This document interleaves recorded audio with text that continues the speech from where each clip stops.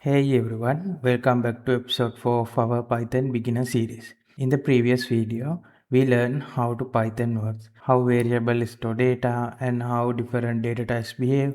We also learned how to work with numbers, string and booleans. So far, all the programs we wrote used value that we typed directly inside the code.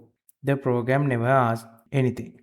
It just ran and finished. But real program don't work like that. Real programs talk to users. They ask questions, wait for answers, and then do something with those answers. So the next natural question is, how do we let the user give value to our program?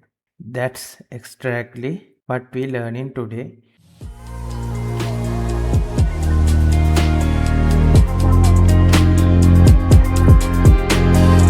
User input.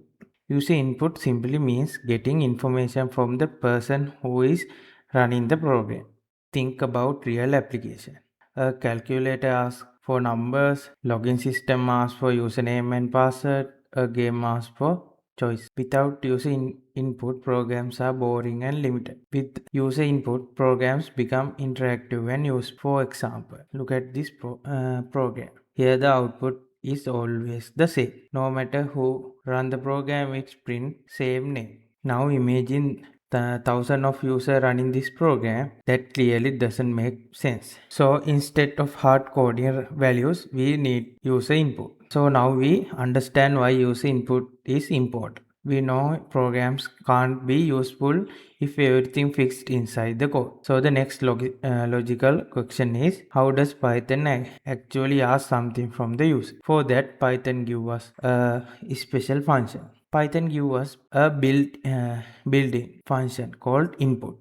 This function is used to ask something from the user. Whatever message you put inside the brackets of input is shown to the user on the screen. When Python reaches this line, something special happens. Python pause. It waits. It does nothing. Program will not continue until the user types something and press enter. This is very different from print. Print shows something and continue. Input waits. Now we know how Python asks the question. But just asking question not enough, because if the program doesn't remember answers, that input's basically useless. Let me show you that I mean.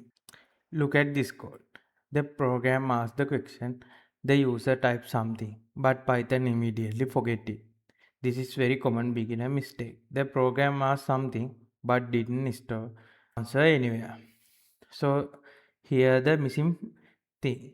If we want to actually use the user types, we need to store it somewhere, and this is where variable come back into the picture. To use user input later, we must store it inside the variable. Let's slow this down. First line, Python asks the question, takes whatever user types, stores it inside the variable name. Second line, print the value store in name.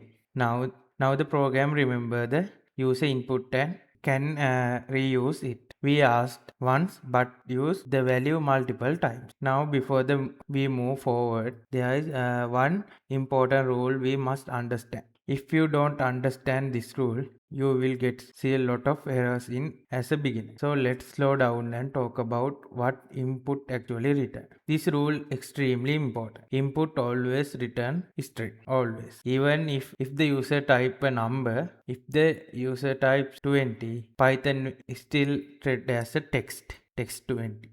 This is the reason most beginner get confused. Now that we know input always give us text, you can probably guess what kind of problem come next, and that problem appears the moment we try to do math using using user input. Look at this code.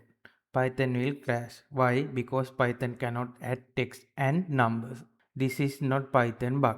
This is a type problem. We simply explain clearly what we want, and that explanation is done using something called casting. Casting means converting one data type into the other. Look at this code. Input gets text. Int convert text to number. The result is storing age. Now Python is happy and math work. Use this int when the user enters the whole number. Use float when the user enter decimal number. So far we talk about lot about numbers, but user input isn't always number. Most of the time user give us text like names and cities. For names and messages we don't need to cast it. Input already returns string. So this is work perfectly. Now that we can collect user input and store in the variables. So today we didn't learn new function. We learned how to make our program talk to user. In the next video we will use user input with if else